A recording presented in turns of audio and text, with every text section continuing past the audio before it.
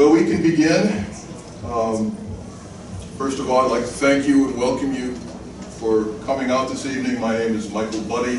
I'm a member of the Center for World Catholicism and Intercultural Theology, which is a research institute here at DePaul University that focuses on the church in the so-called Global South, and it's a transnational movement. Appreciate you all taking time out to join us today. As you can see, we have some refreshments and some light snacks to the side. By all means, help yourself. It would be wasteful not to eat all of it. St. Vincent wants you to eat well today. We have information about our upcoming events at the back table, including the next one coming up, a session with Professor Patrick Chibuco, who's kind enough to join us. That's an afternoon session at the university library. Disregard the street address on the flyer for the library. It's 2315 on Kenmore, but for some reason the flyer decided to put Sheffield on. So the flyer should be chastised for that. Also, we have a mailing list for upcoming events for the center. We encourage you to sign up if you've not already done so. We do programming throughout the year. We bring scholars and people in from around the world to help us understand past, present, and current matters of importance. We're quite grateful for that. As part of that work this evening, we're very pleased to be joined by Professor Thomas Groome. He won't tell you, but I'll tell you that Thomas Groome has been one of the leaders in the field of religious education and the theology of formation for more than 30 years. I lost track of the number of books he's published at 10. There's probably more, but he was too modest not to bring to public attention. He is a professor at the Boston College School of Ministry, Theology and Ministry. That's a new entity there. He's also the past director of a really remarkable research and publishing venture called the Church of the 21st Century, which has been an unusually productive and fertile gathering place for scholars, for church leaders, for pastoral persons at different levels, thinking through what the next phases of the life of the church can and should be. He's here this evening to talk to us on the theme of Catholic education, from and for faith. We're very pleased to have him with us tonight. Please give welcome to Tom. I'm honored to be with you, and thank you for the invitation, and Professor Mike and all the good friends that have been kind and generous to me. Karen has been marvelous in making all the details of this happen for us, and I've had wonderful hospitality all day. I can't eat anymore. I've eaten lunch. I've been for a spectacular lunch and an extraordinary dinner. The food was surpassed only by the company, and I'm just honored. And it's a lovely day to be here. And St. Vincent de Paul is one of my favorite saints, and his good partner in ministry, Louisa Marillac. It's great to be here to be able to celebrate that with you as well. So I'm honored, and thank you, and it's been great. So let's have a nice time. My style is to very much get the conversation going and then engage you in the conversation and then say more and then engage you again in the conversation. So we kind of go back and forth in the presentation. I just want to say why I came to this topic, and it's kind of I may say things that you totally disagree with, and that would be wonderful, or that you love to hear again, and that would be marvelous too. And in a sense, it's the danger, the risk you take when you bring in a stranger, when you bring in somebody from the outside. Now, the stranger can come in, of course, and say something kind of obvious, but because they're strange, it sounds good, and you kind of say, no, you knew that already, really. Or it can say something egregious or out of out of the ordinary, and then you can say, well, he's strange, you know, he's a Boston. But there's biblical precedent for the stranger coming and saying something, doing something quite different, and yet it was very welcome, like the stranger that came to Abraham and Sarah to tell them they're going to be the parents of the chosen people, down to that stranger on the road to Emmaus. There's all kinds of biblical precedent of a stranger coming in and saying something kind of obvious and yet might be helpful as well. So hopefully that's what will happen for us this evening. The background to my talk and my conversation with you, in some ways I've been working on it for years, but why did I choose to do it here? For the past year now, my wife and I have been visiting colleges because we have a 17-year-old son. I know, I got a very late start in parenting. Didn't you all agree? Didn't you all immediately think that? As soon as I said 17-year-old son, I did. I got a blessed start in parenting. And we're an adoptive family, but we didn't think we were ever going to parent. And but we visited now, I think, 13 different colleges looking for the right one. And I think 8 of them are being Catholic colleges, and the other 5 are public colleges, one kind or another. And it's been fascinating in those 8 colleges to hear how differently they articulate their Catholic identity.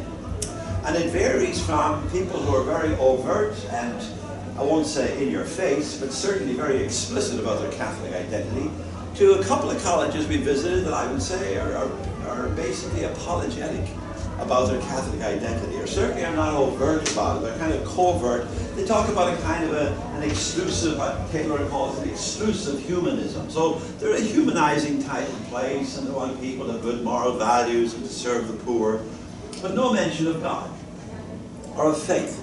And I would like to propose that we can do better than that, and that I wanted to imagine that we may be in a new moment, in a new era, and again, I don't want to waste time recasting the history here, but you know, after Vatican II, there was certain pulling back from the Catholic identity of our schools. That was not the fault of the council at all, but it became self-conscious that we weren't just kind of a cultural kind of Catholicism, that we were indeed people of the world and contemporary and all the rest of it. But I think I'd like to propose, at least have you consider the possibility, that without being sectarian in any way, shape, or form, that yet we can be very overt and explicit and intentional about the Catholic identity of great universities like DePaul. And I think we have varied greatly in how our different institutions, I'm thinking of the 232 Catholic universities in the country, but also then of the 7,000 Catholic high schools and the 14 or 15,000 Catholic grade schools, and not only of this country, but in many ways throughout the world. It's interesting. I mean, the Catholic Church is the largest educator by far in the world, because when you put together all the Catholic high schools, colleges, and grade schools of the United States, with the schools of Canada and South America and Asia and Africa and Australia and Europe, it's by far the most influential and largest educator. So how we decide this, I think, is significant, and not just for us or for DePaul, but for the life of the world. So what does it mean to say that we're doing Catholic education? Since Plato, and by the way, my PowerPoint is totally boring. All it will do is tell you what I'm saying and say what I'm telling you. I wish I was more creative about it, I'm not. But it keeps me on track, and I can ramble, as you probably decided. So it keeps me on track if I have this, and maybe you too. And if anybody would like a summary afterwards, I'm more than happy to have it. But in a sense, throughout the history of the Western world, at least, and throughout other parts of the world as well, but definitely since Plato and Aristotle, we've thought about education as a very humanizing process. And the purpose of it all is to enable people to make and keep life human for themselves and for others. It's to enhance the whole person, it's to enhance the well-being of society, and let's agree, it's a noble enterprise. To educate is a wonderful thing to do, it's a marvelous vocation, it's a great enterprise. It's worth doing, it's worth doing well, and it should be tremendously life-giving.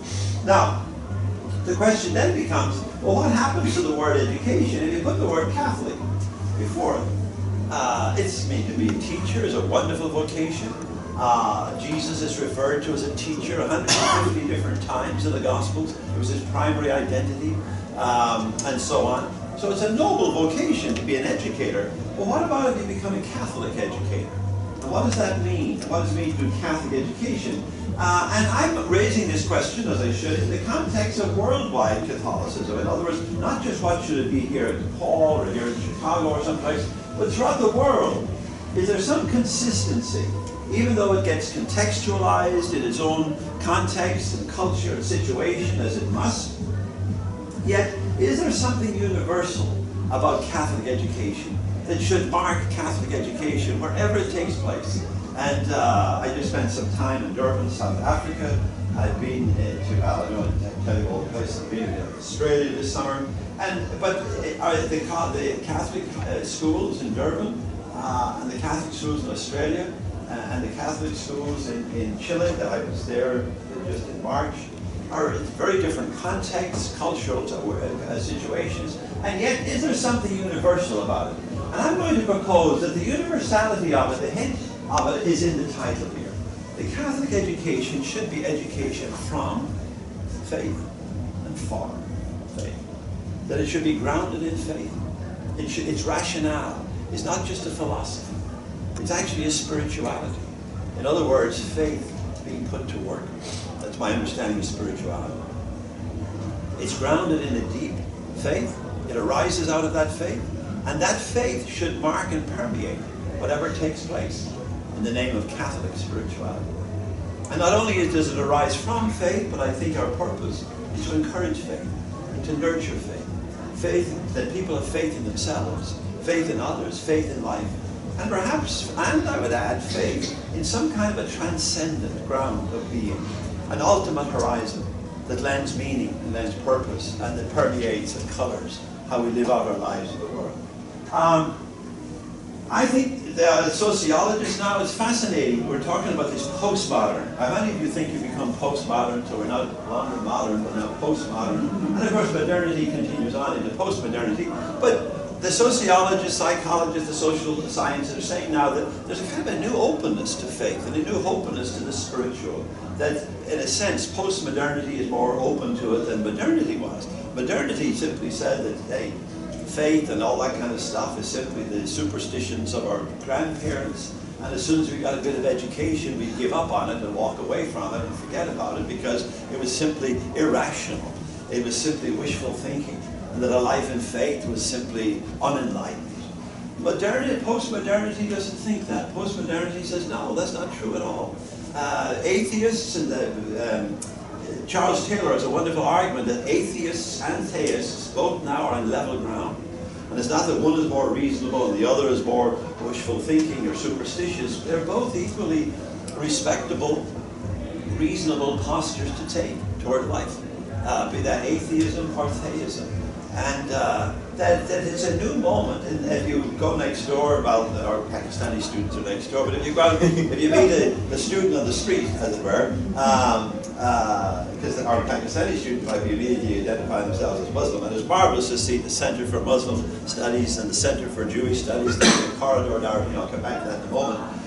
But if you go out to meet a proverbial student in the street and you ask about, they say that now, well, it's a favorite thing for them, at least the Boston College student, to say I'm spiritual but not religious. But the postmodernity is beginning to say that that's progress, that really it's a shift in human consciousness. Charles Taylor argues that there's two basic options that we have now, and they're pretty clear. And one is what he calls an immanent stance, or an immanent frame toward life. Taylor calls it an exclusive humanism. It's a humanism. It encourages human development and well-being and so on. But it's exclusive, Taylor says, in the sense that it excludes any reference to the transcendent. In other words, it's for buffered selves, as he says. It's all by ourselves and for ourselves. So the immanent stance is basically that this is all there is, and there's no more to it than this. And it's what you make of it, and in a sense, it's kind of a neat drink and be merry, for tomorrow we die type of posture. On the other hand, Taylor says that the other frame now is a transcendent frame. And that we have a choice between, that this is becoming a clearer choice than modernity had it. Postmodernity says, no, there is this transcendent frame that proposes an ultimate horizon, let's say God, for want of a better word, as a source of meaning, a source of relationality, a source of mutuality, a source of community, a source of ethic, even a source of help, that there is this higher power that my friends in Alcoholics Anonymous and other recovery programs will talk about, that there is this higher power that can be a resource now. We still struggle to whatever the challenges of life might be, and yet there is help. Theologically, of course, we call it grace. And for Christians, and I would say for Catholic Christians, not only this God of ours, this is Karl Rahner's way of talking about it, because Karl Rahner was very convinced that this ultimate horizon, this God that lends meaning and purpose to our life, in fact, is a God revealed in Jesus Christ as a God of liberating salvation, a God of unconditional love. That this is carried forward now through our scriptures and our traditions down to us. And I would say that our education needs to be Catholic, not because all of our clients are Catholic, not because they are Catholic, but because we are Catholic. And if we're going to call a school a Catholic education, then we're bound to somehow deliver on that, I think. Or else, I was saying this to Mike earlier, else Ralph Nader or somebody could sue us under consumer protection laws. Because when somebody sends their child to Boston College at a cost of $50-something thousand a year because they think they're going to get a Catholic education, it's a lot of money to pay. And if we're not delivering the goods, then I think we should be held responsible for that. So it's not so much that everybody that comes to us is Catholic, not at all. And yet, the people who sponsor this enterprise should definitely know what it means to be Catholic and how to conduct the school according to Catholic principles and so on. But that is not it to be sectarian or narrow-minded or proselytizing or anything. All of that would be horrendous to our Catholic identity. There should be tremendous respect and welcome for people of all faiths and people of no faith whatsoever, which, as I said, I'm delighted to see. The Muslim Center, the Jewish Center, and so on. And then the far side of that is campus ministry. That's how it should be. And all should be welcomed. I think James Joyce got it right in Finnegan's Wake when he said Catholic, and of course he was playing on the etymology of the word katholos, which literally means to include all, to welcome all. And the way Joyce put it, he said Catholic means here comes everybody. So it should be tremendously inclusive, hospitable, welcoming, open, and yet not back off of what and who we are. And the kind of education that good Muslim or Jewish or Hindu or Buddhist or non-religious students at all get here should be different, should be grounded, should be arising from faith and proposing the possibilities of faith to our students. So it's not at all exclusive or sectarian. It should should have a tremendous inclusivity and welcome, and yet be distinctive. So, let me bring you into the conversation, because I like to do this. Let me invite you first to say hello to a neighbor. Just find a new person, somebody you don't know, preferably. Make a new friend. Yeah, what the heck? Well, now that you're such good friends, how have you experienced, I'm going to ask 2 or 3 questions. Think about this, and then I'm going to invite you back to your neighbor. And you can whisper or tell your neighbor what you thought. Just think about your own experience, your own life journey. You wouldn't be here tonight if you weren't interested in this topic. Let me take that for granted.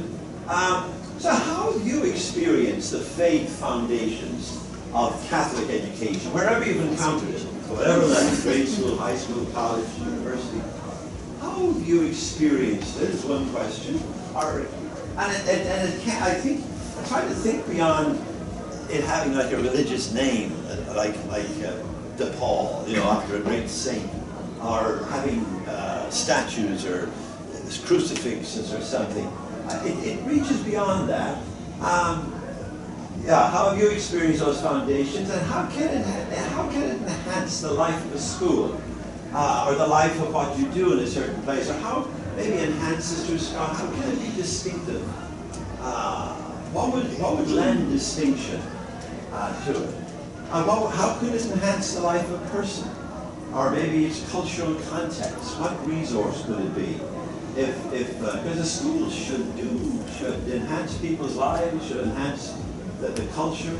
But how do you imagine, or how have you encountered Catholic education doing something like that? Why is it worthwhile still for parents to send students, their sons and daughters, to this great university? Talk about that 2 minutes, and we'll come back together. All right. Now, what I'd love to do, just for a few minutes, hear a few of your reflections. What do you think of in response to my questions? What makes a place like this Catholic, and what difference should it make to people's lives, and so on? What have you thought of? And if you don't want to speak, you feel very free to volunteer your neighbor. Give us an opinion, somebody. Yourself. Thank you very much. Good and loudly if you could. So you talked about how having like a Catholic education, especially like in a school like this, DePaul, it allows us to like talk about faith kind of like more openly than maybe a public school would. Because a lot of times like in public schools you might like be reluctant to talk about your faith in like an open setting because people like aren't necessarily like show like to talk about their faith. Yeah, that's a great one. People here should be allowed and willing and should be very well disposed to talk about and share their faith. I mean, if we didn't, that would be minimum. Yeah, great point.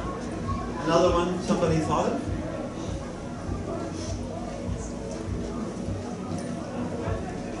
Formation in the Catholic faith helps you know right from wrong. Okay. You may not always do what is right, but you know what is right and what is wrong. And my experiences over the years has led to a lot of consequences for sticking to what was right. Sure. And so Sure. my husband knew in Vietnam that it would be wrong to do one thing, and he was grateful for God that he had the courage to do the right thing, so he didn't regret it. Marvelous. Thank you. And let me follow on from that. An old philosopher of our time, Jürgen Habermas. I used to read Habermas quite seriously one time. I was a doctoral student and thereafter, and then I stopped reading him because he was just a relentless old atheist. He was a neo-Marxist, one of these critical theorists out of in the Frankfurt School in Germany. But then I started to hear about it 2 years ago. I found a little book by him, and he's all back in it saying, society needs religion, society needs faith. And it's precisely for the reason that you articulate, that grounding an ethic in a purely philosophical imperative, like Immanuel Kant might have us do, it's not that convincing, it's not that inspiring. And that for a public ethic, and especially for a public social ethic, we need some kind of spiritual grounding. In other words, you need to be able to say to people, it's the law of God that we care for the poor. And that is a little more convincing and sometimes a little more inspiring than a purely philosophical rationale for helping the poor. For example, you can take hundreds of other examples. But it's just fascinating to find somebody, there's a whole group of philosophers now, contemporary philosophers, rethinking the need for some kind of a spiritual grounding, especially to have a social ethic. And that without it, as you say, your husband knew better in Vietnam because he followed God. Give us one more before we move on. Yourself, there you are. Thank you so much. I did my undergrad at a private, non-religious university, and then did my graduate work here at DePaul. So DePaul was my first experience with a Catholic university other than going to Notre Dame for football games. And I think the thing that I noticed between the two college experiences was just the identity of like the school's sense of identity around St. Vincent and what we are called to as Catholics, or people being educated by Catholics, to do within our community. Like that service work was important at my undergrad, but it wasn't necessarily a part of the identity and the makeup of the student identity or school's identity. Yeah, fair enough. It should shape identity. Marvelous. You'll be back in Virginia for a little while. Catholic education, I want to propose to you, began on a hillside in Galilee about 2,000 years ago, when the risen Christ assembled a little remnant community and gave them this great commission as it's called. And the Great Commission, basically, and I'm going to do a historical note beginning there, the Great Commission was to go make disciples, to bond them into community, in the name of the Father, Son, and Holy Spirit, and to teach them. And the two verbs I want to stay with is to make disciples, the mate to zate, and the didasconte, that both were mandates, to go make disciples and to go teach. Now, a great debate broke out in the early Christian community. Was the church to evangelize the gospel for faith and for faith alone? Or was it also to educate from a faith perspective, but for the common good of all? In other words, put it crassly, should the church be involved in running schools to teach people how to read, to write, to arithmetic, and to rhetoric? And wouldn't it be enough to simply preach the gospel? Why should the church be involved in education? And it was a great debate. Should it put its faith to work to educate? Why should it do it? How should it do it? And Tertullian, for example, was totally opposed. A great patristic scholar, saying that Jerusalem has no need of Athens. That we have the Word of God in Scripture here in Jerusalem, so why would we need to be bothering with those old Greek philosophers and scholars and so on? Why would we be doing that? In fact, would ruin their faith to be talking and reading Aristotle and Plato. Wiser voices prevailed. And I'm this is all very brief. Clement of Alexandria made the argument that as Christ the educator taught body, mind, and spirit, so all education, I love Clement's language here, all education is a work of salvation. So whatever it is, you don't have to be teaching faith, but if you're teaching a little person to read, to write, to arithmetic, or whatever, it's all a work of salvation. And it's part of the church's mission in the world to save souls and to improve society. And that faith should be put to work this way. Origen, a friend of Clement, said that the secular subjects could be ladders to reach the sky. In other words, there's revelation in the sciences and in the traditions, and it's not all in the gospel. And basically made the argument that the church is to educate from and for faith. And thereafter, the great schools emerged: Antioch, Rome, Alexandria, Jerusalem, of course. And they were basically schools of what they call Christian paideia, where they united education in the culture with formation in faith, and saw these as partners to each other. That the type of educating you would do would be enriched by a faith perspective. It's followed on, of course, by the monastic schools, beginning about the year 600, and the great Benedictine schools, of course, the great Celtic schools, which really saved civilization. Yeah? You don't know my road.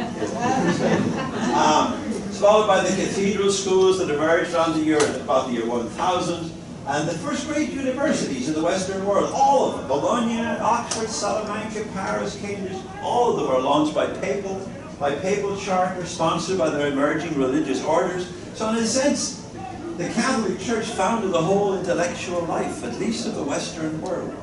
And it arose out of this faith, a commitment to educate and to evangelize and to make disciples. I think that's Oxford or Cambridge or one of the great universities. But they have forgotten, of course, their origins, but nonetheless, that's how the great universities all emerged. So in a sense, as I said earlier, it became the primary educator in the world and named as its first spiritual work of mercy to educate. To educate people from and for faith is basically the first of the great spiritual works of mercy. And that this was to permeate the whole curriculum. It wasn't just to be an isolated theme or topic or office. In fact, it was to be part of the whole ball of wax. To enhance who people become, shaping their very being, shaping who they are. I use being there as a noun and a verb, who they are, how they live their lives.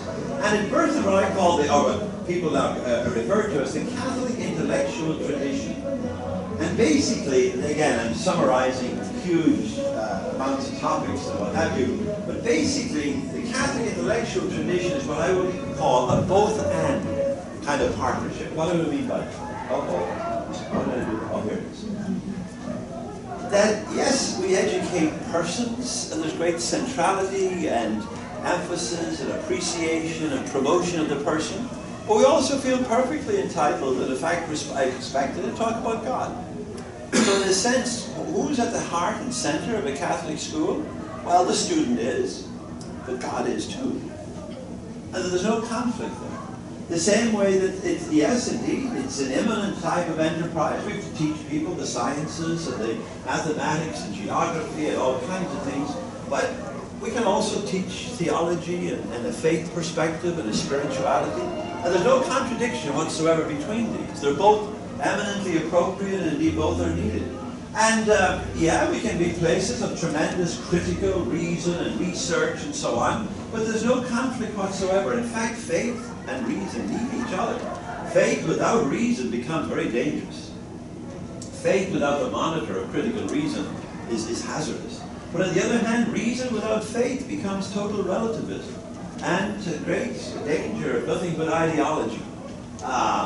Revelation and science, so there's no contradiction. They're both included in the intellectual life of a Catholic university or school or whatever, from kindergarten to doctoral work. Revelation and science, perfectly appropriate. So indeed, in our science classes or whatever, we teach people about the Big Bang and so on, and we're 13.8 billion years ago, blah, blah, blah. But then we also say, now I wonder why there was a Big Bang. Rather than total silence.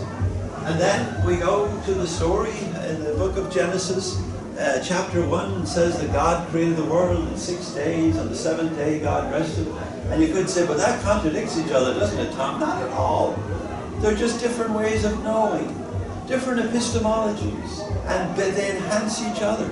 There's nothing in the sciences that aren't enhanced by faith. There's nothing in the faith that condemns the sciences. They're partners. They're essential partners to each other. And the science becomes greatly impoverished. And without direction, without ethic, without responsibility, if there isn't some kind of grounding in a higher source, in a revelation, shall we say, that we indeed engage the intellect and engage it rigorously, but also the will. And you can go on, that we are here to teach knowledge, but also wisdom, wisdom for life. If people learn nothing but knowledge here, I think we've shortchanged them. There's a great wisdom for life that all of us become responsible for nurturing and encouraging and accessing in the lives of our students. Great ideas indeed, but also great values, great values. Scholarship indeed, yes indeed, great scholarship. But there also should be the kind of liturgy that I experience here today at 12 noon. And that the spirituality of people should be nurtured, however we go about nurturing it, and without apology or anything else. In fact, if we only do this, we're shortchanged. We're not a Catholic education. It has to have the campus ministry and the outreach and all to the poor and all this kind of stuff. If it doesn't, then hey, what are we about? Oh dear, why do we keep doing that? It's rational, but it's emotive, we engage the head and the heart, or whatever. And I think those partnerships should still distinguish. They still distinguish the Catholic intellectual tradition, they should still distinguish Catholic education. Now, I don't want to blame anybody, but along came our friend Martin Luther. That's a snapshot of him there. I think it's a selfie, is it not? And he nailed these 95 Theses, etc., etc., etc. He never intended it, but the partnership stayed in place in the Western world until the Reformation. Basically, Luther realized that if his Reformation was to succeed, then he would have to take education out of the hands of the church. Because as long as the church remained the primary educator, the Protestant Reformation simply could not succeed. And what he did was, he turned in 1519, he wrote this famous letter to the German princes, urging them to establish public government-run schools. He never intended, if you read the essay, it's a beautiful essay actually, he was adamant that you should still teach Christian faith and so on, but basically he handed education into the hands of the public sector, and it was the beginning of what I call the defaithing of education. In fairness to Martin, he never intended that, but that de facto is what emerged. The Prussian schooling system emerged as the eminent one in the world, the model for other public school systems, at least in the Western world, etc., but without any kind of faith perspective. Modernity that followed declined all of these traditional partnerships that favored a purely immanent frame of life, a solely scientific, rational, reasonable, empirical way of knowing, but that was rather impoverished. So basically God, the individual person, remained at the center of the school or the university, but God was God. The immanent was here, but not the transcendent. The critical reason was present, great, but not faith. Empirical sciences, but no revelation. The intellect, but not the will. Or little attention to the will, formation of the will, and ethic, and so on. Technical knowledge, and but little of the wisdom. Learning ideas, nothing of values, or little of values. Academic scholarship, but nothing of spirituality. More objective kind of thinking rather than the common sense of the people. The irrational, yes, but the heart, the head was certainly central, but the affections, the emotions, the hungers of the heart, we don't talk about those in our public context. But it was an impoverished way of knowing. It was an impoverished way of knowing. Very limited. Very powerful, but it's also brought us to the brink of nuclear destruction. Because that kind of powerful knowing without ethic, without guidance, without faith, without wisdom, without care for the values, can become very dangerous. It results in education with a rational scientific epistemology, solely immanent frame of life. Catholic education, I believe, is to continue the partnerships reflected in the Catholic intellectual tradition, united. And then you can go back into the listing of the faith and reason, formation and education, engaging holistic ways of knowing rather than just a purely reason and sect. And there are many ways of knowing. I was speaking with one of my graduate students recently who was telling me that I don't do enough empirical research. And that's very true. I don't. He's very much given to empirical research, but I don't. I said, Frank, I said, you know, I have learned about aging from reading the research, the empirical scientific research. I've learned a lot about aging. I've learned a lot about aging by aging. And I've learned a lot about aging by reading Shakespeare's play, King Lear. There are many ways of knowing. And to limit the epistemology of our education to purely rational, reasoned, empirical is very, very trite, very light, very limited. I think we never need, I think good Catholic education, I believe, was never more needed than it is today. And especially as our public education increasingly favors a technical rationality, a training for jobs. I'm going to name drop for a moment, but during the Obama administration, I got invited a number of times to the White House, and especially to talk about education. The last time I was there, and it probably is the last time I'll ever be there, certainly I've not been invited to the present administration, shall we say, but I was responding to somebody and to speakers in the morning. They were all talking about training for jobs, for training people for jobs. And I got up after the afternoon, I was to respond. I said, yes, of course we have to train people for jobs. But they were talking about poor people. They were talking about the inner city. You've got to go in and train them for... No, go in and give them a good education. Why should people get to come to Boston College and get a great liberal arts education, whereas if they're coming from a poor neighborhood, they would train them for jobs? And I said, of course we have to train them for... We have to prepare people to make a living. Of course. But we also have to prepare them to have a life, and to live humanly and richly, as then God invites them to live. And that's what Catholic education should be doing. We shouldn't be just falling in this training for jobs. By all means, necessary, but not without giving them a good education as well. The only place I've ever come across recently is the Pontifical University of, I'm tired now, it's in Chile, the capital. Santiago, thank you. The Pontifical University, 140,000 students. But they give people a trade and a degree. So you can become an electrician and get a BA in being an electrician. You can get the same way with whatever, being a bricklayer or a carpenter or whatever. But to put the two together, I just thought it was such a beauty in that. So in a sense, Catholic education is we're to inherit the monasteries, and we're to combine the universities as well. Combine the spiritual and the scholarly. Let me bring you back into the conversation. Okay. All right. Really, what I should pause now and say, what are you thinking? But let me put it this way: how is the Catholic intellectual tradition? How do you find it reflected in the life, the curriculum of DePaul University? As I said, when I walked down the corridors to the bathroom, I could see evidence of traces of both and rather than either or here. What are contemporary challenges? And there are real challenges to educating from and for faith. I don't need to make it sound inevitable or patently obvious or how to proceed.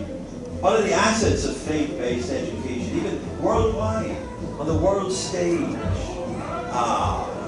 In many ways, faith and religion has become the great divide. You know, we thought it was economics. We thought it was capitalism versus communism. Now the communists have all the capital, and we're borrowing from the Chinese. I mean, Marx must be turning in his grave or dancing in jig or whatever. In a sense, religion has returned to center stage. I think it can become a powerful source of humanization. But that would require places like this to be very faithful to its identity by way of being a place of Catholic education. And then we need places to be places of good Muslim education, Buddhist education, and so on. And we too can indeed encourage that within our own context. So let me bring you to those questions. Just maybe, we don't have the time to go send you to the neighbor, I'd love to, but give me a few comments or responses to this, or even to anything I've said so far. Agree with me, disagree with me, add to what I've been saying. Give us a word. Here's a number of hands. Here's one and there's one. Thank you, sir. And then yourself. Yeah, around 1200s. Before that, Catholic science and religion worked together. But after, like, I think it was 1300, like Galileo, that's when they separated. I think, everybody thinks that they were all separate, but they were together one time. Yeah, good point. And of course, we've often sinned boldly against their union. And the Galileo example is one that when we were adamant about, no, this is in the Bible. So the church has often made mistakes of overemphasizing what we do from faith, from Jerusalem, and not being respectful of Athens. That's been, and the Galileo example is a great one. Yeah, actually, I'll follow right up on that. That's where I was thinking too. But more, what do we do from that? We have this bad rap, which might be a little overstated, but it's certainly a bad rap. With you think Galileo was 50 years ago, not 500 or 400, when you hear about it. So do you have ideas for kind of moving past that bad rep we get for these, or going too far the other way, too much faith? How do we kind of restore balance? Yeah. Well, that's the theme of the rest of my presentation. So that's a really great question. I think there is a way. I've been facetious. I don't know the truth about it. But I think we can have inklings of it, of how we maintain a good, healthy, fruitful tension there. That can be enhancing of both and rather than the either or. It's not easy to navigate or negotiate, but I think reclaiming the vision and the hope of what Catholic education coulda, woulda, shoulda have been, and in many ways it is, in other places it is, and in other places it isn't. What I discovered in those schools I visited, there was one that just never even mentioned the word God. I asked them about it afterwards, and without telling them who I was, and or what I do for a living. And they said, yeah, that's interesting, we never do anymore. Why not? Why would we not talk about faith? Why would we be apologetic or scientific or reasoned or enlightened or something? Now, it would be god-awful if we were to impose faith, if we were to proselytize and violate. But Muslim students who come here should leave here better Muslims because they've had a good Catholic education. Buddhist students who come here, Jewish students who come here should become better Jewish people because they've gotten a good Catholic education. You can teach a religion at these 3 levels: to learn about it, to learn from it, or to learn into it. We should at least teach, even in our theology, our religion, or your Catholic studies, courses should give people access to a Catholic tradition in ways that will enrich their Islamic faith, their Buddhist faith, their Hindu faith, and maybe their Catholic faith. I taught undergrads at Boston College for 32 years. I taught a course called Catholicism 1, first semester, and Catholicism 2, second semester. And I would say to them, I want you to be a better Muslim from this exposure to a rich faith tradition called Catholicism. But then you can try to teach it that way. And I had somebody come back 2 years ago and seek me out and say, Professor, I want to thank you. You made me a better Muslim. Because he learned from, I didn't set out to make him a Catholic, but I never set out to simply teach him about it either. He has to learn from it and be enriched by it. And these great religious traditions, what are they? They're great traditions of spiritual wisdom for life. Anyone can learn from them. I've learned deeply from my Muslim brothers and sisters. They pause to pray 5 times a day. Every time I see one of my Muslim colleagues and he's praying, I say, did I pray today? Do I pray often enough? Should I be praying more often? What's my prayer? What's my prayer life? So we can enhance each other in powerful ways. I just wanted to ask a question, really. Please, Mark. Alongside this educating for jobs, I think a parallel is individual disciplines that educate only for the discipline in the academy. Yeah. Right? That think maybe their job is done if they teach that discipline and don't go beyond it.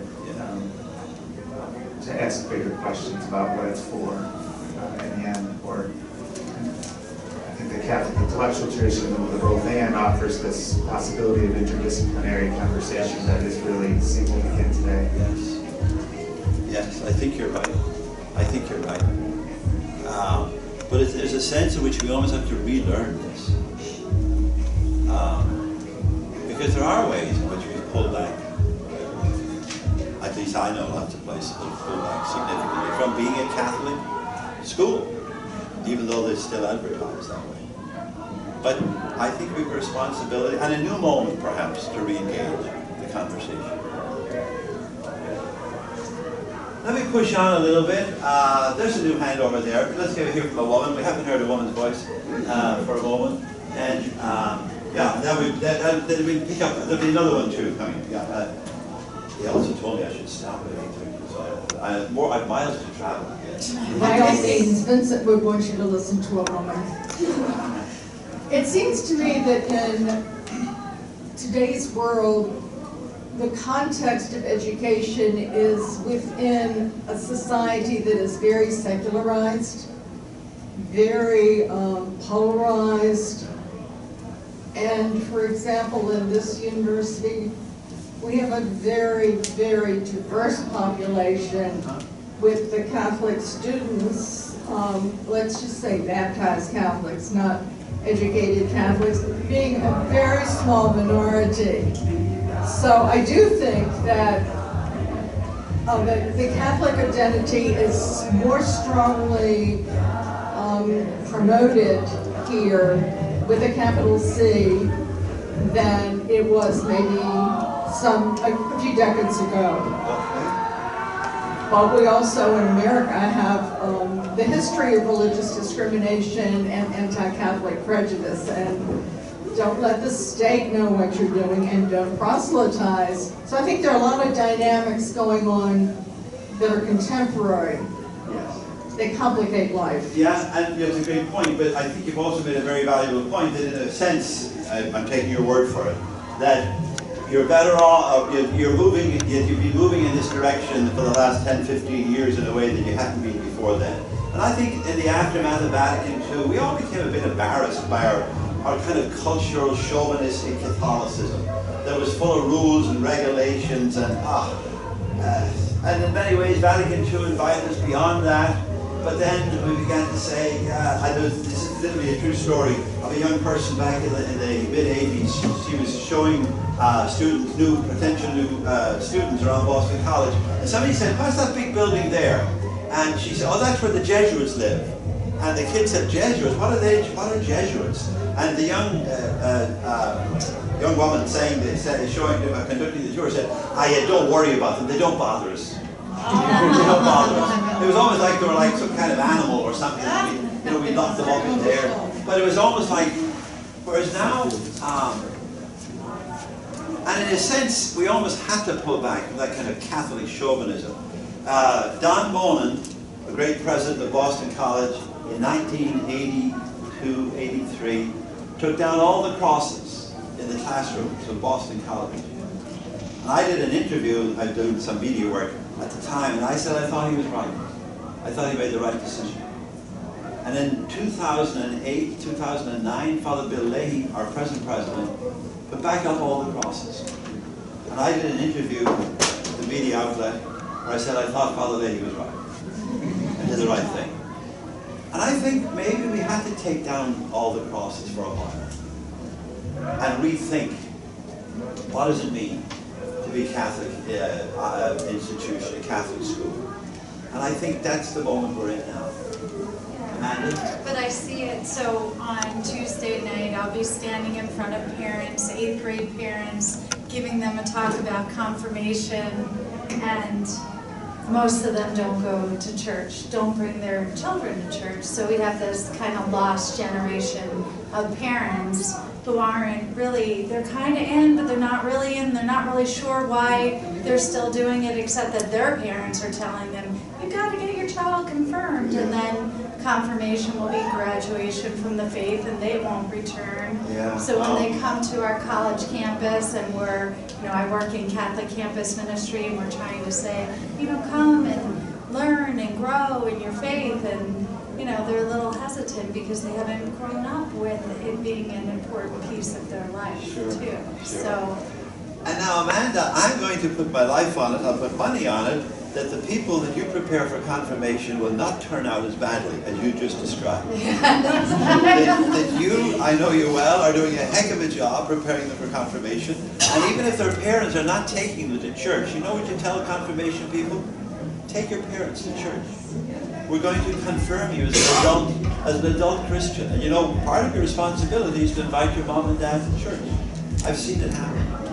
So give them the challenge of living into their faith and living up to their faith, rather than simply accepting it as a rite of passage. Or, we've always talked about confirmation as a sacrament of initiation, and frankly, the sacrament of termination. But no, it can become a sacrament of initiation. But get them to bring their parents, invite your parents to church. Why not? I've seen kids bring their parents back to the faith. I bet they'll do better than your event. Okay, let's push it. Sorry. Oh, sorry, one more. Yes, and then we'll definitely have another round as well before we end. Thank you. Please. At the beginning, you remarked that parents send their children to get Catholic education. That was the remark you made. And then if they come to get this Catholic education and they don't get it, the parents should, the teachers or whoever should be able to pay for, should refund the money, something like that. That was what I heard, unless I'm reading correctly. So the damages, yes. Now, this faith you're talking about, Catholic education, is it just going to university or secondary school and then you go and get this education? The Catholic education for me is not just what you get one place, part of what Amanda just asked. Don't you think that, I don't know your own experience, who is to be blamed if they don't get this Catholic education? The children are sent to Catholic schools to get Catholic education, and they come back without getting this education, or to get it in the proportion they should get it to be able to have good life, which is the aim of this education. The question is, who is to blame? Is it the Catholic school, or the parents who bring their children to school and then go back and live their own life? And education, sorry. Yeah, no, it's a great point, and I don't know the answer. I don't know who to blame. And in many ways, I don't want to blame. I want to imagine the possibility that we can do better than perhaps we've been doing by way of the kind of educating we do, calling it Catholic. So, I mean, parents are tremendously influential on children. Children, I think, can be tremendously influential on parents. But I think moving forward, I think we have to grasp the possibilities of a new moment and hoist our sail higher and be proud and intentional about the Catholic identity of the schools that we so name. Let me push on a little bit. There's great universal Catholic values. Now, I've put my life on it that I'm going to lose you all for the next 15 minutes. That you're all going to disagree with me. Well, let's see. There's great deep values of Catholic faith. And if we have time, I'm going to very briefly review some of them. If we don't have time, I'll just tell you to summarize. There's great deep values in Catholic faith. The deep, what Foucault calls, when you do the archaeology of this tradition and dig down deep into it, you find some extraordinary resources, like our understanding of the human person. It's extraordinarily rich and positive and hopeful and life-giving. We've never had the kind of negativity toward the person, or the human condition, the human estate, that, I don't mean to sound unecumenical, but that are the reformers, for example, especially Calvin. To Calvin, we're simply a mass of sin. Catholicism never officially at least, we've often sinned boldly in this regard, but we've never thought that way about the human person. We see the human person is made in the image and likeness of God, and with tremendous potential and possibility and all kinds of things. So you can take the Catholic anthropology. It can be enormously, I think, life-giving, encouraging, life-affirming, life-celebrating, and so on. Or the Catholic sociology, the emphasis on community and being responsible for unto each other. Or the Catholic, but there's all kinds of deep values, I think, in our faith that we should take and put to work in Catholic education. It can enable any person of goodwill can embrace these values and be enhanced by them. And if I may give an example, my Pakistani student, friends next door, I spent an extended period of time, about 12 years ago now, about 3 weeks in Pakistan, working with the Catholic school system there. The finest schools in Pakistan are Catholic schools. There are over 500 Catholic schools, and Benazir Bhutto, Lord God rest her, made it very clear in her autobiography that she never would have entered politics, never would have become Prime Minister of Pakistan if she hadn't gone to Jesus and Mary Convent School in Karachi. And I stayed at Jesus and Mary Convent School. What amazed me was that 90% of those Catholic schools in Pakistan are non-Catholic, or Pakistan are Muslim. And 85–90% of the faculty and administrators of those schools are Muslim. And yet they're running a very different school system than the traditional Muslim school system. I don't in any way disparage the traditional Muslim schools, but the more emphasis was much more on just the difference in epistemology. The traditional Muslim schools, the emphasis is on memorization. Students can leave a good Muslim school able to recite the whole Quran from heart, by memory. Phenomenal achievement in memorization. Bhutto said that in Jesus Mary Convent School, she was taught a different epistemology, a different way of knowing, to looking at data, to begin to understand, to make judgments, to make decisions that she never would have encountered in a traditional school. And she went on from there. So that, and what fascinated me about the whole thing was most of the faculty of these schools were Muslim teachers, Muslim people of deep Muslim faith who retained their Muslim faith and yet became good Catholic school teachers. Because they figured out what is a Catholic school and how could you share these values with people of other faiths. And any person, the deep values of Catholic faith are universal. They're not just peculiar or particular. We have our grounding for them that are distinctive in Jesus Christ, for example. And yet the values themselves can be embraced by any person of goodwill and can enhance any person of goodwill. Forwards over 2,000 years of reflection, controversy, dialectic with culture, and yet the heart of Catholic faith, and thus of Catholic education, I would say, is Jesus. And Jesus the Christ. That it's His wisdom, His truths, His values that our schools should be promoting, proclaiming, and being faithful to. There's a new Catholic sense of the historical Jesus. And in some ways, the historical Jesus is new to us. Catholic Christians. And let me just say very briefly why it is, and this would take the whole other lecture. But as Catholics, we emphasize the Christ of faith, the Son of God, the second person of the Blessed Trinity. And this carpenter that walked the roads of Galilee, we didn't pay much attention to him. And there's all kinds of reasons. One of them is catechetical. Because all the old catechisms, that if you didn't grow up with them, your parents, your grandparents did, all the old catechisms were based on the Apostles' Creed. They took each article of the creed and then catechized it. So, I believe in God. Who is God? God is our Father in heaven, etc. But the Apostles' Creed goes from born of the Virgin Mary to suffered under Pontius Pilate. It leaves out his life. And the catechisms left out his life. There's not a word in the Baltimore Catechism, or the Maynooth Catechism, or the Melbourne Catechism, or the Westminster Catechism. All the great national catechisms were based on the Catechism of the Council of Trent, which left out the life of Jesus, the historical life. And so there's not a word about in the Baltimore Catechism about the miracle of the loaves and fishes. There are only two miracles recorded 6 times in the Gospels: the resurrection and the miracle of the loaves and fishes. Matthew, Mark, Luke, and John, then twice in Mark, twice in Matthew. Must have been a central aspect of his public ministry, feeding hungry people. To get reported 6 times. And yet not a word. We grew up without hearing it.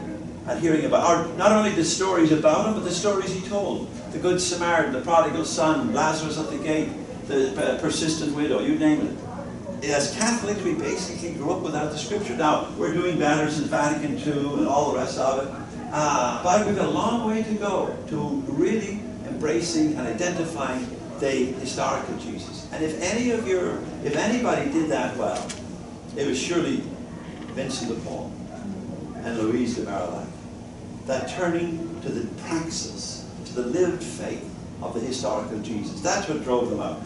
To feed the hungry and give drink to the thirsty and clothe the naked and all the rest of it. It was a turn to the historical Jesus.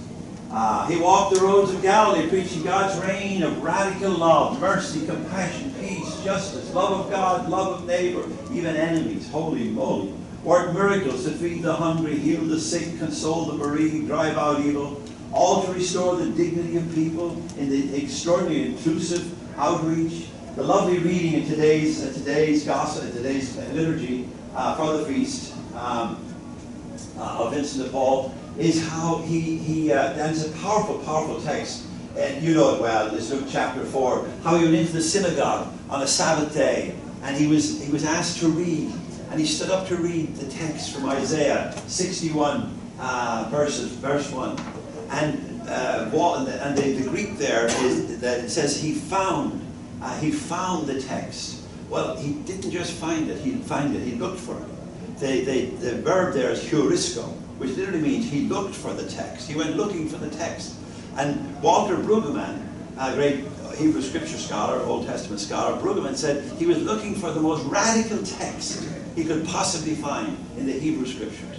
There's no more radical text than Isaiah 61 verse 1. And he began then by saying that the Spirit of God was upon him and had anointed him to bring good news to the poor, liberty to captives, sight to the blind, and this is this one, to let the oppressed go free. Go home and look up that line in your Bible tonight, to let the oppressed go free. You will not find it in Isaiah 61:1.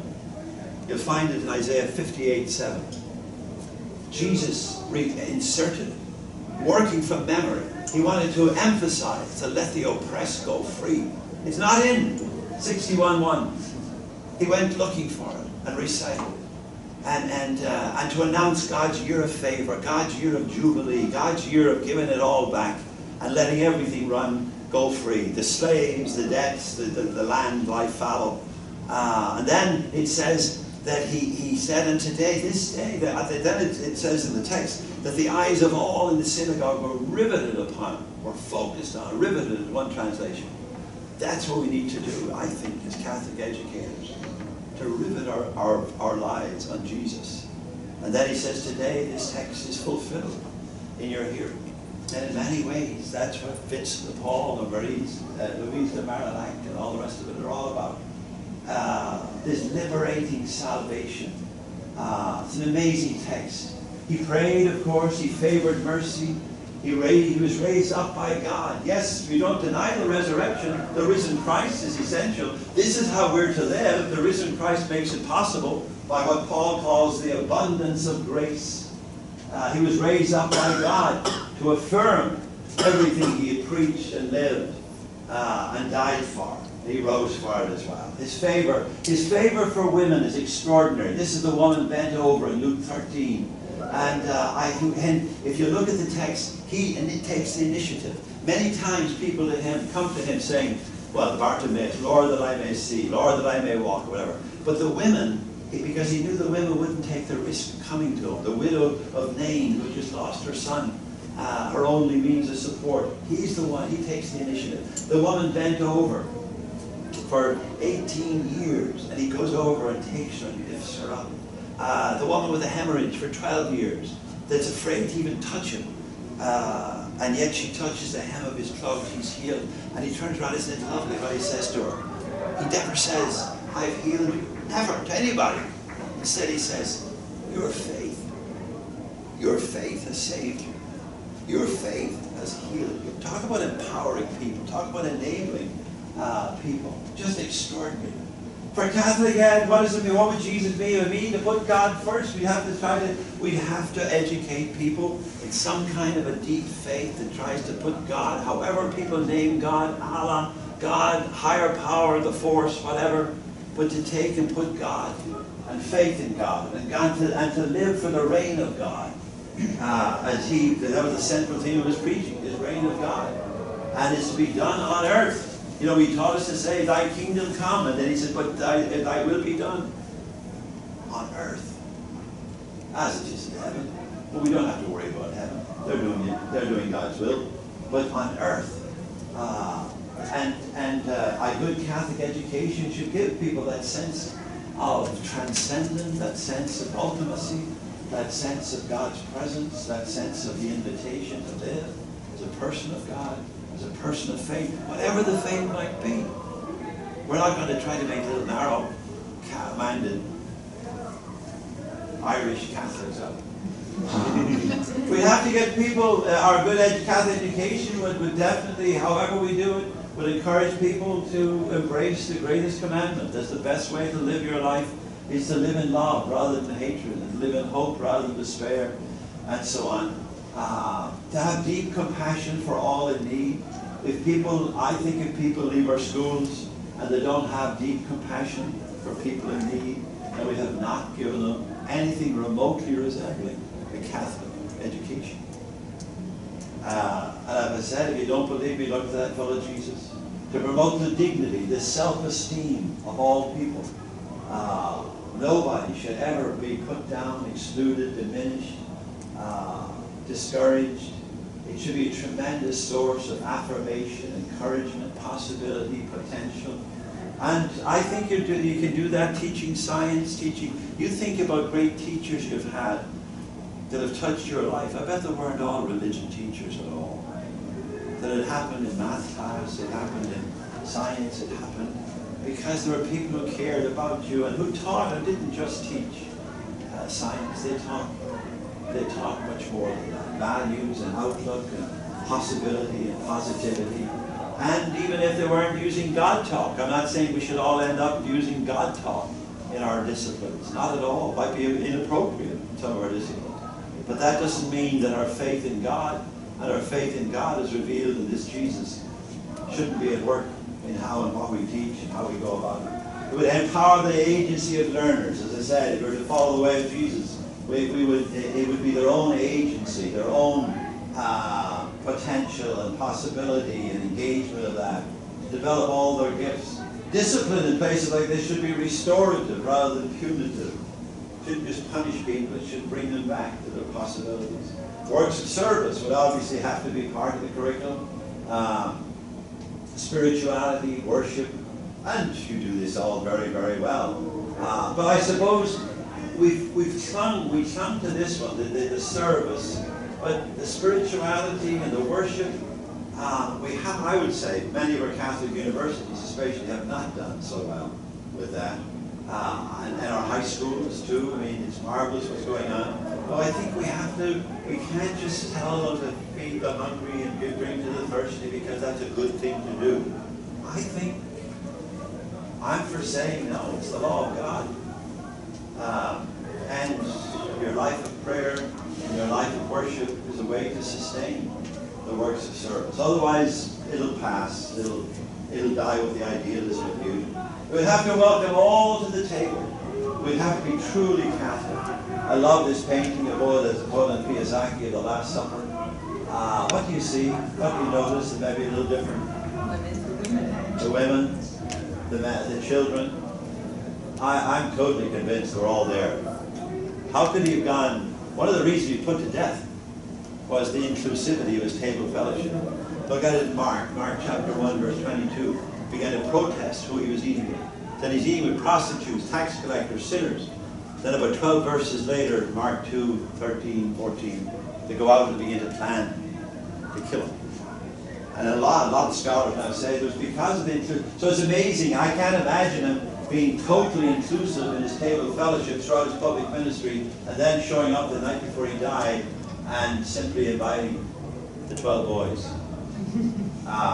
And even if he did that, do you know who would have disowned him? His mother. What good Jewish mother would allow a son to have a Passover, a meal in the context of the celebration of Passover, and not include her? And what good Jewish son would do that? I don't think he would. Because she's at the foot of the cross. Mary's at the foot of the cross. At least in John's Gospel next day. So she was in Jerusalem. How can you? Anyway, you don't have to agree with me at all on this. It's why sometimes bishops think that I'm a heretic. Let me skip these. Let me just very quickly review some of these quick. This is really poor pedagogy.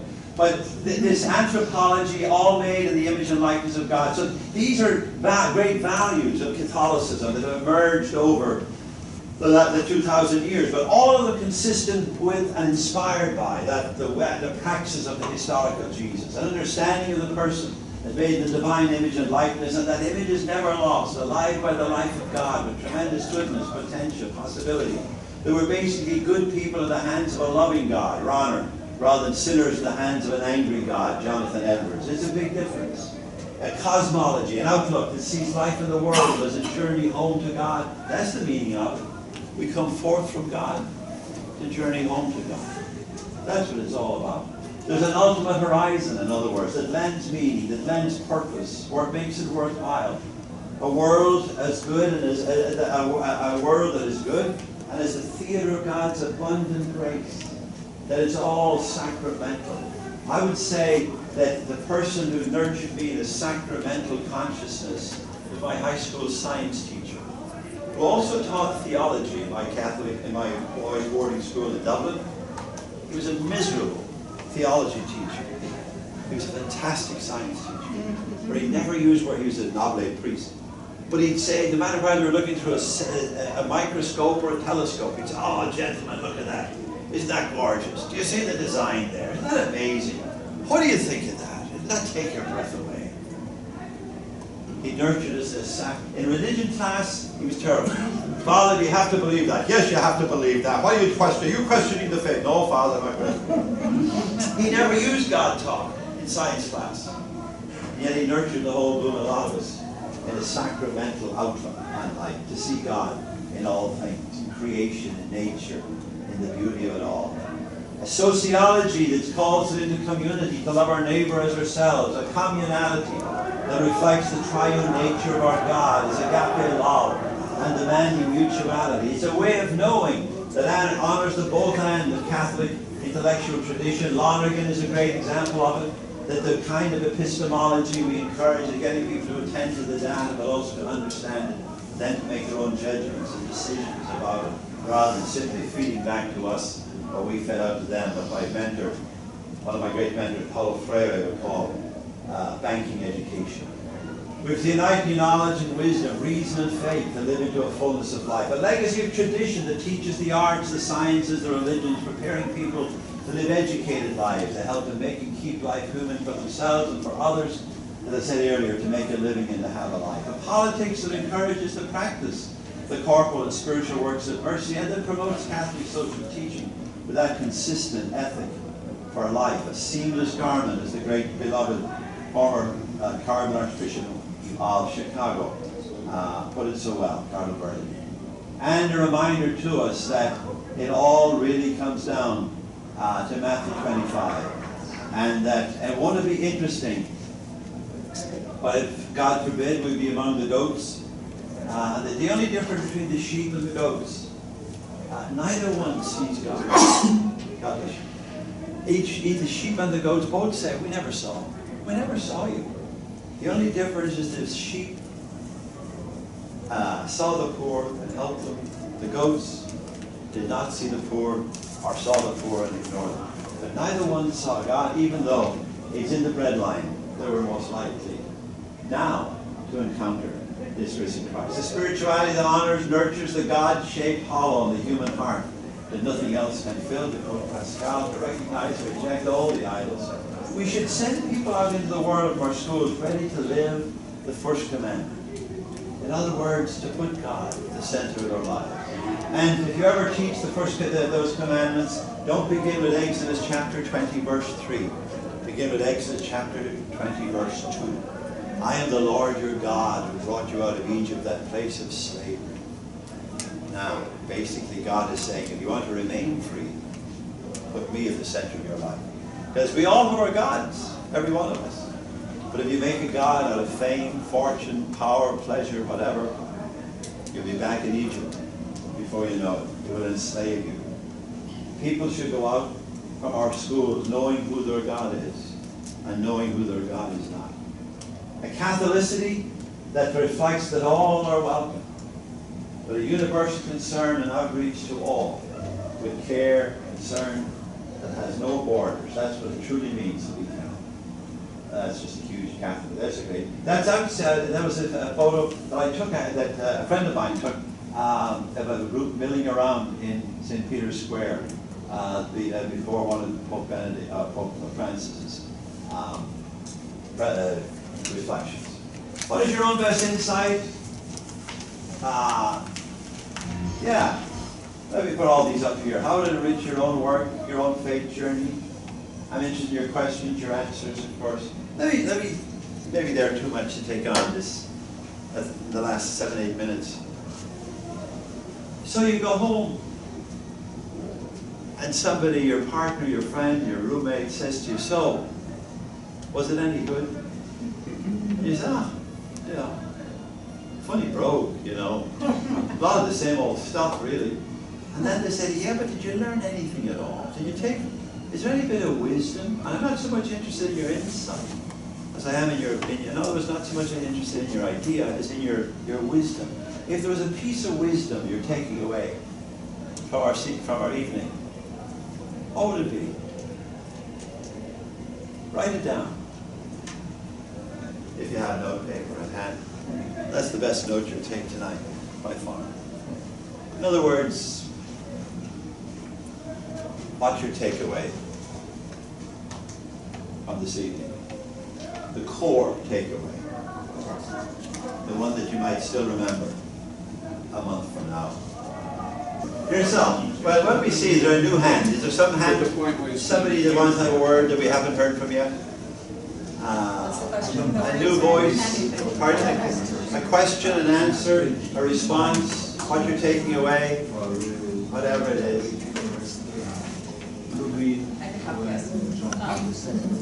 We were just talking in our group about, I'm going to quote you on Sunday to my 7th grade Sunday school kids.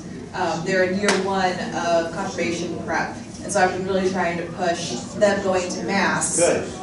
Because some of their parents don't bring them, and some of the students, so we're doing a challenge where they get points for going to Mass and reflecting on things at Mass, that kind of thing. And then we add up those points for rewards as a class, hopefully throughout the year. So we're actually checking in with them for the first time about getting their parents to go to Mass this weekend. And I'm going to say, if you're adults and you're preparing to be adults in the faith, therefore you should also be encouraging your parents to go to Mass. It's your responsibility to get them to Mass, same as your parents' responsibility to get you to Mass. So I plan on quoting you on Sunday. So. Thank you. Another contribution, comment? Yourself, go ahead, give us another word.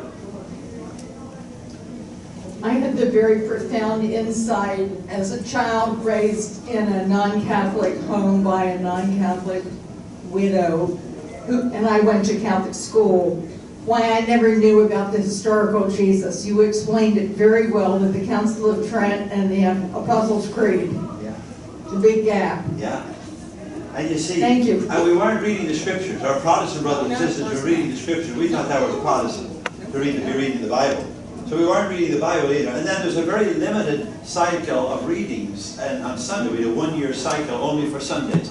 We've done better. Now we have a 3-year cycle, and you get a broader sense of the Gospels, even the Sunday readings. And of course, the weekday readings are very rich as well. So if we would only follow the lectionary, we'd almost encounter the whole Bible over through, not all quite, but over a 3-year cycle. But we'd none of that until Vatican II. And so we really thought the Bible was a Protestant book. Protestants read that. We read our catechism, they read their Bible. That's how they go astray. You know, that's how they get it wrong. But we missed out on the historical Jesus, in large part. I mean, I'm exaggerating, of course.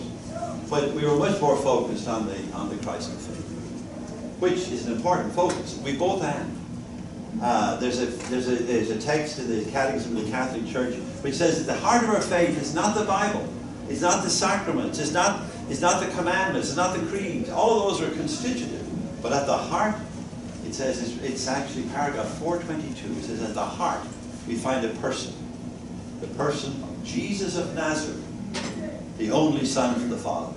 In other words, the Jesus of Nazareth, the guy that walked the roads of Galilee, who was also extraordinarily, amazingly, fantastically, one of God present as one of ourselves. And that's the heart of our faith. And it should be the heart of Catholic education. Somebody else have a last word? Mike is about to throw me out. I can see it. Look at yourself, Amanda. Thank you. Yeah. So I think just riveting my eyes and my life on Jesus, and I think that feeling during this sexual abuse crisis and scandal, wanting the structures to change so badly in my heart, thinking about the women at the table and the laity and clericalism, and getting very upset about all of this, but going back to riveting my eyes on Jesus, focusing on that. So that's what I walk away. That's beautiful. And last comment. When I say focus, if you rivet your eyes on Jesus, it doesn't mean that we fall back into only a Jesus. Like if you turn on television on a Sunday morning, you have all these people saying, just me and Jesus, little cozy, solipsistic, myself and Jesus. He'll make you wealthy, he'll make you money, me and Jesus. No, Jesus is simply the interpretive lens. He's the canon within the canon that we bring to all of our faith. And so, the sacraments and the commandments and the creeds and the church and all the rest of it are all terribly important.